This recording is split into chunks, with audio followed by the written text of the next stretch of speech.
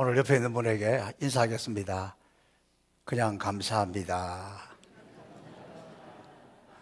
감사가 무슨 꼭 이유가 있어서가 아니고 내 옆에 앉아 있으니까 감사한 거죠. 하나님을 향하여 우리 가슴에 손을 얹고 하나님 나를 긍휼히 여겨주세요. 이 한 주간의 삶을 하나님 우리를 긍휼히 여겨주셔서 우리의 영, 우리의 마음, 우리의 몸 모든 것이 치유가 일어나서 하나님의 능력이 나타나서 진정으로 감사하는 한 주간이 될 수 있기를 주님의 이름으로 축복합니다. 우리가 11월에는 감사의 달입니다. 그래서 무엇을 봐도 감사가 넘치는 그런 감사의 달인데, 이 11월에는 추수감사절이 감사의 정점입니다. 그래서 우리는 청교도들의 정신을 따라가고 쫓아가고 존중하기 위해서 청교도들이 지켰던 11월 셋째 주일에 추수감사절로 하나님께 드립니다. 추수감사절 드리는 의미는 하나님을 보는 것입니다. 하나님 지난 한 해를 돌아보니 이것도 하나님의 은혜입니다. 내 직장도 농사도 이 열매도 하나님 은혜입니다. 그러면서 하나님을 바라보는 것입니다. 그리고 하나님을 바라보는 사람은 생명의 떡, 이 생명의 양식, 하나님 앞에 우리가 진정으로 감사하기 위해서 지금 우리가 말씀 대축제를 하고 있습니다. 이게 또 하나님 앞에 감사하는데 그냥 감사하지만 말씀을 가까이 보니까 말씀이신 하나님 앞으로 가니까 너무너무 감사하다 하는 그런 마음을 하나님께 드리는 거예요. 이번에 말씀 쓰기를 했더니 너무 양이 많다고 힘들어 죽겠다 그러는데 오늘 다 쓴 사람들이 많아. 그것은 아직 다 쓰지 못하신 분들 하나님 앞에 감사를 기억하면서 이번 주간도 열심히 쓰시기를 바랍니다. 쓸 사람은 쓰지 안 쓸 사람은 끝까지 안 쓰겠다는 이야기입니까? 하여간 그렇게 하시면 좋겠습니다. 말씀 통독 지난주 금요일 끝났는데 많이 참여하지 못했지만 제가 말씀 통독 시간에 기도해 주러 가니까 우리 홍양표 권사님이 간증을 하시더라고요. 성경을 통독하는데 성경을 읽는데 성령의 불이 내려와가지고 정말 내가 너무너무 감격스럽고 감동스럽고 심령이 뜨거워진 얼굴이 해와같이 빛나는 그런 모습을 보았습니다. 그래서 추수감사절을 진정으로 감사하기 앞서서 그렇게 말씀으로 우리가 가까이 나아가는 겁니다. 그리고 또 오늘 우리가 이렇게 성찬식을 거행하는 것도 정말 하나님 앞에 진정으로 감사하려면 우선은 우리 마음에 거리낌이 없어야 돼요. 우리 마음이 깨끗하게 해야 돼요. 우리 마음에 원망이 없어야 돼요.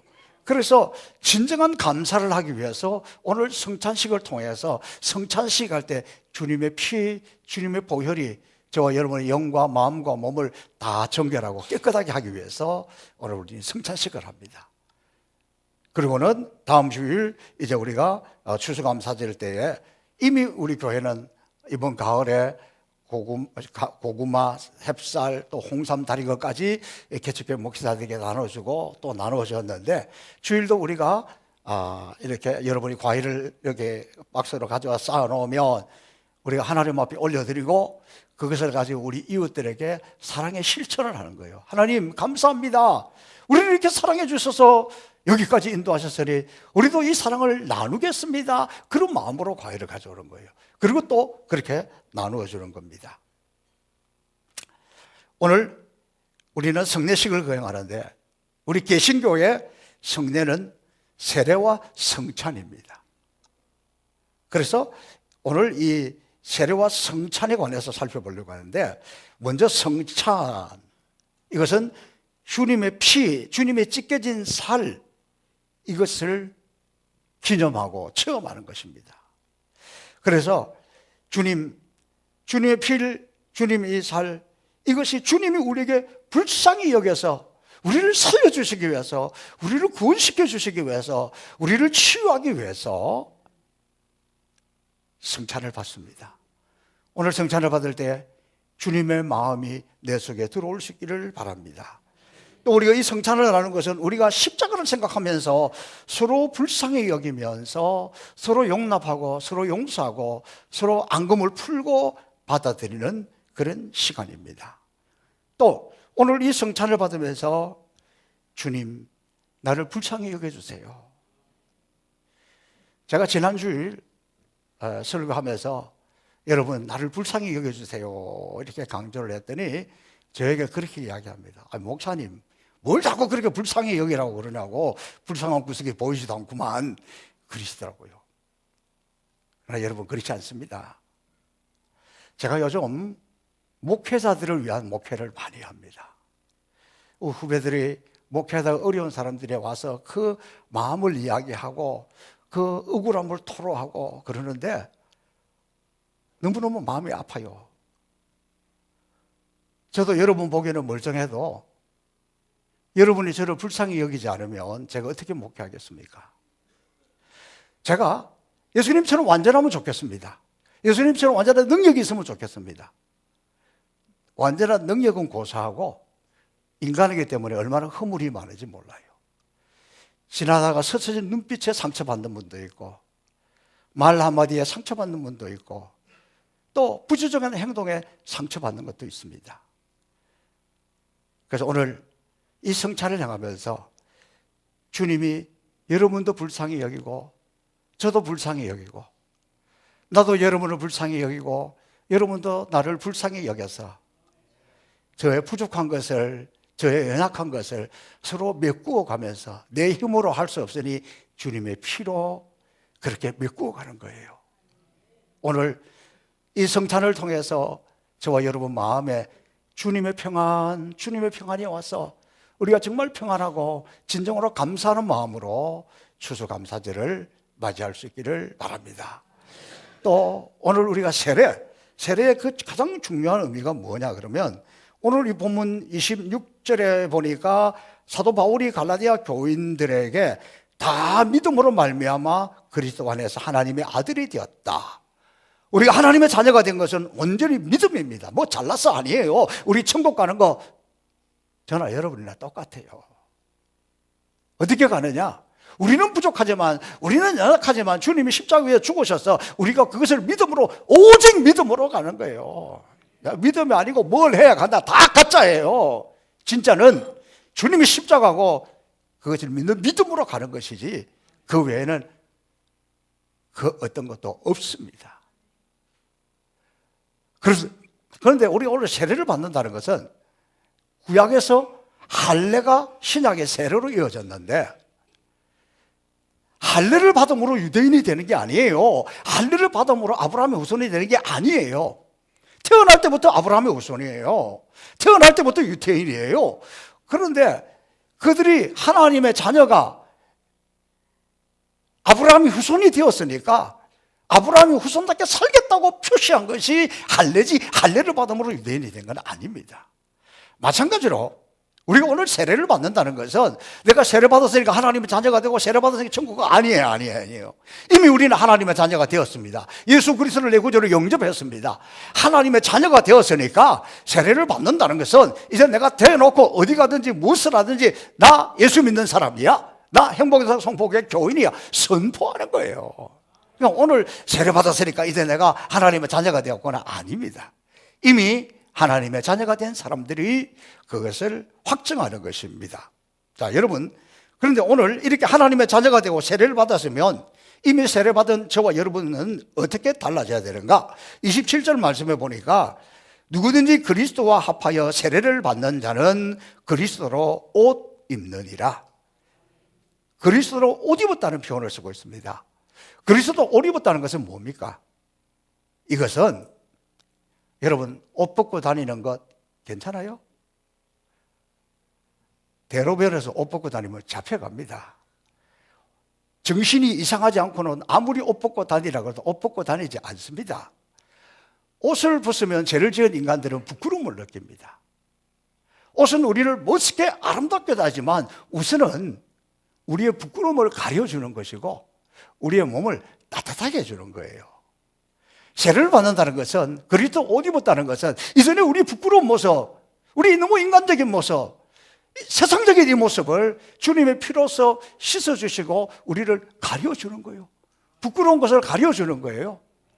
부끄러운 것을 가려줄 때 우리는 이렇게 노래합니다.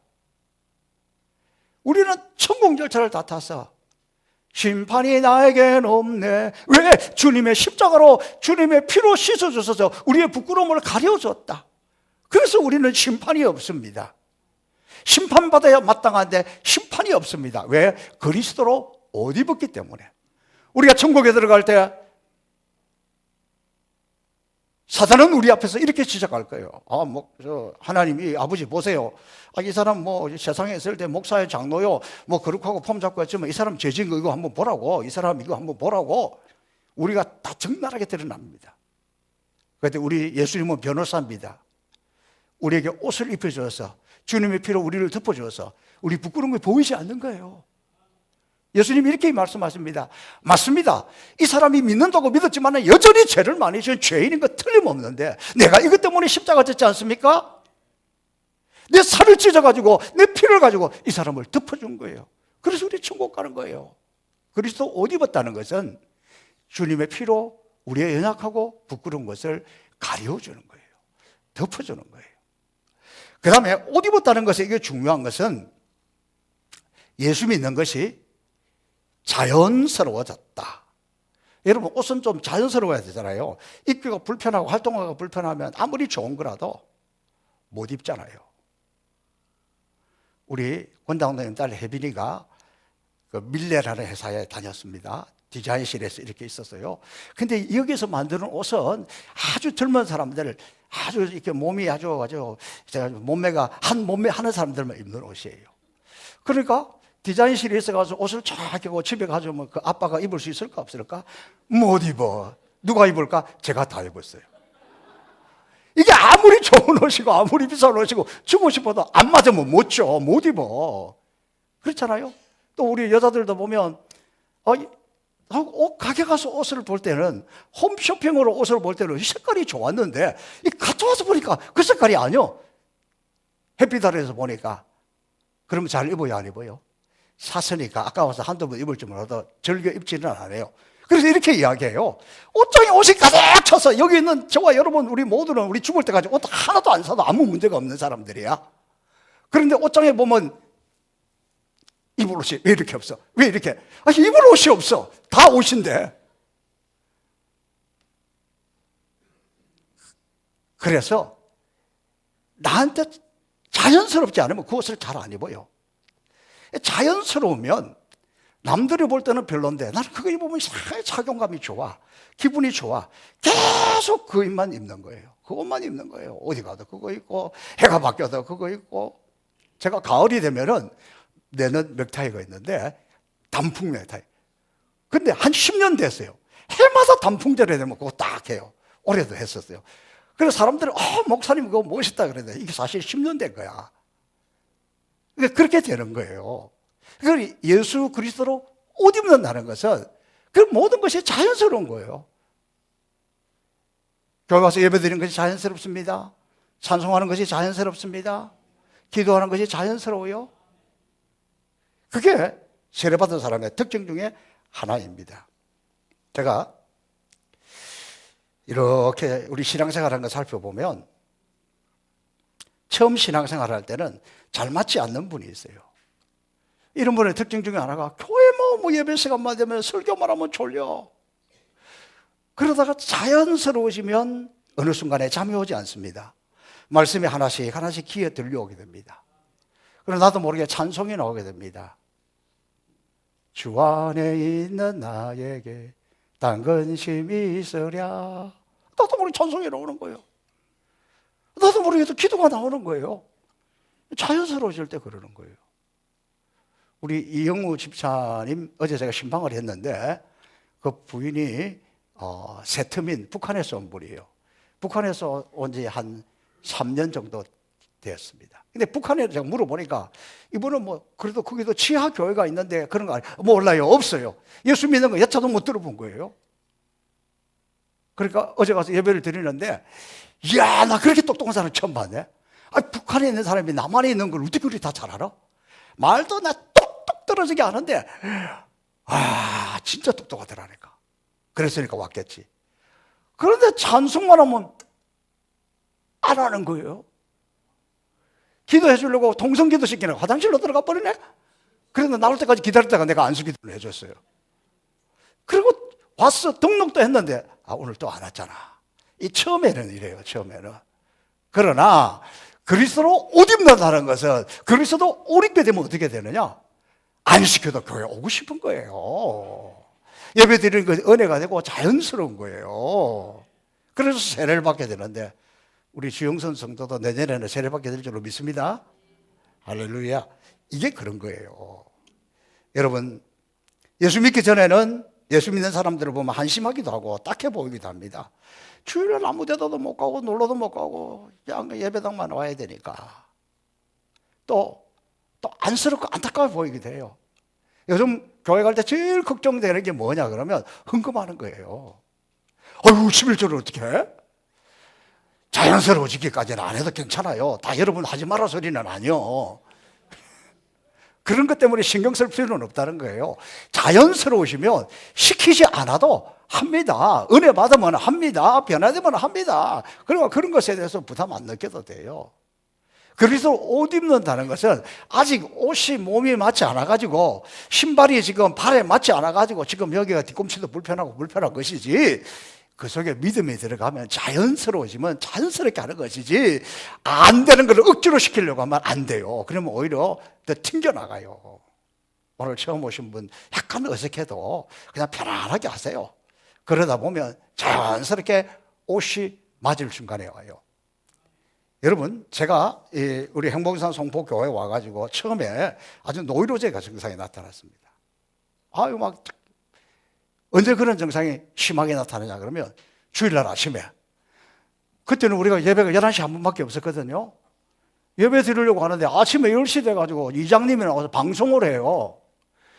구산리 주민 여러분, 그러면 오늘 양신의 아니면 이신의 뭐 양씨 20밖에 없으니까 아무개 딸, 아무개 아들 결혼식이 있는데 10시에 노름에 마을회관 앞에서 출마합니다. 이러면은요. 그때는 교인도 몇 명 되도 않는데 한 20명이 그냥 가버려. 와, 방송 나왔다. 그날은 막 교인 쑥 줄어버리는 거예요. 그러니까 방송만 나오면 경기가 돌지요. 경기가 돌지요. 그때는 예배 드리는 것보다 결혼식에 가는 게 자연스러운 거예요. 지금은 뭐 주일날 방송이 나오든지 말든지 저도 신경도 안 쓰고 아무 관심도 없습니다. 왜냐하면 지금은 우리 성도들이 결혼식 가는 것이 아니라 예배 드리려는 것이 자연스럽기 때문인 거예요. 이게 무슨 말이냐 그러면 우리가 그리스도로 점점 옷을 입어가지고 예쁘게 단장이 되었다. 예수 그리스도의 자녀답게 단장이 되었다. 그런 뜻이에요. 여러분, 신앙생활은 이렇게 점점 단장되어야 합니다. 그리고 어떤 변화가 일어나야 합니다. 제가 오늘 원고를 써왔는데 요걸 하면 시간이 많이 걸리니까 요거를 띄워놓고 이렇게 제가 유아세례 받는 분에게 이렇게 설명을 했습니다. 유아세례 받는다는 것은 부모가 이 아이를 하나님 앞에서 잘 양육받기 위해서 받는 건데 이 자녀에게 부모님, 할머니, 할아버지가 주님의 모습을 보여줘야 된다. 왜냐하면 이 아이는 자라면서 예수 믿으면 이렇게 되는구나. 하나님을 믿으면 이렇게 되는구나. 그걸 보여줘야 되는 거예요. 보여주려면 어떻게 되느냐? 예전에 성질 부릴 수 없어요. 변화돼야 돼요. 변화되지 않고는 보여줄 수가 없습니다. 여러분, 초대교회는 아무나 세례받지 않았습니다. 왜냐하면 그때는 로마가 다스리던 시대인데 오직 로마 황제만이 신입니다. 그래서 예수 믿는 사람들을 잡아다가 맹수의 밥이 되기도 하고 화형에 불에 태워서 죽이기도 했습니다. 공개적으로 드러내놓고 예수 믿는다는 것, 세례를 받는다는 것은 드러내놓고 예수 믿는 거잖아요. 그렇게 하려면 오늘 세례받은 두 사람이 공무원인데 1세기에 처음 세례를 베풀 때 세례받으면 공직에서 쫓겨나요. 직장에서 쫓겨납니다. 엄청난 불이익을 감수해야 되고 심지어 예수 믿는 것 때문에 목숨도 걸어야 됩니다. 예수 믿는다는 것은 예수님 때문에 모든 것을 포기해야 되는 것이고, 어떤 불이익이 와도 괜찮다는 것이고, 나는 예수님 때문에 죽어도 좋다는 것, 그런 결심이 있을 때에 세례를 받습니다. 이런 변화가 오늘 세례받은 저와 여러분에게 나타날 수 있기를 바랍니다. 그 다음에 오늘 이 본문에서 또 하나 가르쳐주고 있는 것은, 세례받는다는 것은 하나가 된다는 거예요. 오늘 28절을 보니까 너희는 유대인이나 헬라인이나 종이나 자주자나 남자나 여자나 다 그리스도 예수 안에서 하나가 되었느니라. 하나가 되었다. 여러분, 마귀가 하는 것은 서로 헐뜯게 하고 오해하게 하고 참소하는 영입니다. 흔히 우리가 시험에 들었다 그럴 때는 어떤 한 사건을 통해서 마귀가 우리를 주장하게 하는 거예요. 마귀가 우리를 주장하게 되면 첫 번째 오는 감정이 뭐냐? 섭섭함이에요. 이상하게 그 시험에 들었을 때는 아무것도 보이지 않고 다 섭섭한 거예요. 그래서 성경은 마귀가 있는 한 우리에게 진정한 평화가 없습니다. 같이 사이좋게 지내다가도 마귀가 틈을 타면 서로 원수가 됩니다. 성경은 마귀로 틈을 타지 못하게 하라. 그러나 우리가 일상생활을 하다 보면 깨어있지 못해서 마귀가 틈을 타게 됩니다. 그러면 다 적대시 돼요. 분노가 돼요. 섭섭해요. 원망이 나오는 거예요. 이게 세상입니다. 그러나 주님이 십자가를 생각하는 우리는 이 분열된 세상을 하나로 묶는 거예요. 예수 그리스도의 피로 하나가 되는 거예요. 예수 그리스도의 피로 가까이 하기에는 너무나 먼 당신들이 하나가 되는 거예요. 서로 참사던 사람이 하나가 되는 거예요. 서로 원수처럼 지내던 사람이 하나로 묶어지는 것이 성찬입니다. 이제 우리가 성찬식을 거행할 텐데, 성찬의 가장 중요한 의미는 세례받은 성도가 하나 되는 겁니다. 오늘 이제 성찬이 뜨거울 때입니다. 이것은 곡식 하나리 나달이지만 이것들이 다 모여서 짓이겨져서 부셔져서 빻아서 원래의 모습은 없어지고 가루가 되어서 한 반죽으로 떡 하나가 된 것, 이걸 떼는 겁니다. 오늘 주의 떡을 받을 때 저와 여러분은 간되었고 성령 안에 하나가 되는 은혜가 임하기를 바랍니다. 포도주 역시 마찬가지입니다. 주님의 흘리신 피의 상징인데, 흘리신 그 피로 인하여서 우리가 하나님과 하나가 되고, 또 이 주님의 피는 우리 서로가 용서하고 용납하고 하나가 되도록 하는 거예요. 주님의 피를 받음으로 주님과 내가 하나가 되기를 바랍니다. 주님의 피를 받음으로 우리 가운데 있는 앙금과 상처와 짓누름과 이 모든 것들이 주님의 피 앞에 치유가 되어서 진정한 회복이 일어나는 그런 성찬이 될 수 있기를 주님의 이름으로 축복합니다. 이제 우리 다